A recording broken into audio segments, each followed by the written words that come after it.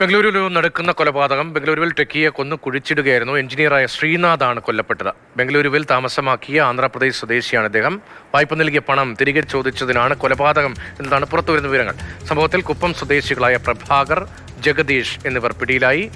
KB. Sreedharan വിവരങ്ങളുമായി. ശ്രീധരൻ, വായ്പ കൊടുത്ത പണം തിരികെ ചോദിച്ചതിന് കൊലപാതകം, വിവരങ്ങൾ എന്താണ്?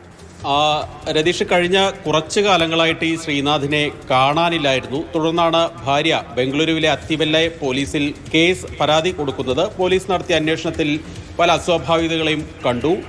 തുടർന്നാണ് 40 ലക്ഷം രൂപ ശ്രീനാഥിന്റെ കയ്യിൽ നിന്ന് അദ്ദേഹത്തിന്റെ അമ്മാവന്റെ മകനായിട്ടുള്ള പ്രഭാകർ വാങ്ങിയിരുന്നതായി മനസ്സിലാക്കുന്നത്. തുടർന്ന് ഇയാളെ പിടികൂടി ചോദ്യം ചെയ്തതോടുകൂടിയാണ് ഇതിന്റെ ചുരുളഴിയുന്നത്.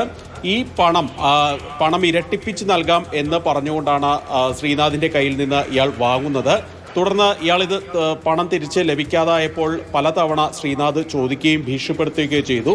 തുടർന്നാണ് പണം നൽകാമെന്ന് പറഞ്ഞുകൊണ്ട് ആന്ധ്രാപ്രദേശിലെ കുപ്പത്തേക്ക്, അതായത് ശ്രീനാഥിന്റെ നാട്ടിലേക്ക് വിളിച്ചു വരുത്തുന്നത്. അവിടെ വെച്ച് ഇയാളെ കൊലപ്പെടുത്തി തുടർന്ന് വീട്ടിനകത്ത് തന്നെ കുഴിയുണ്ടാക്കി, അതായത് ദൃശ്യ മോഡൽ എന്നൊക്കെ നമുക്ക് പറയാവുന്ന രീതിയിൽ വീട്ടിനകത്ത് തന്നെ കുഴിയുണ്ടാക്കി അതിൽ കുഴിച്ചു മൂടുകയാണ് ചെയ്തത്. പോലീസ് ഏതായാലും അത്തിവെല്ലൈ പോലീസ് അവിടെ പോയി ആന്ധ്രാപ്രദേശ് പോലീസിന്റെ സഹായത്തോടു കൂടി ഈ മൃതദേഹാവശിഷ്ടങ്ങളൊക്കെ കണ്ടെടുത്തിട്ടുണ്ട്.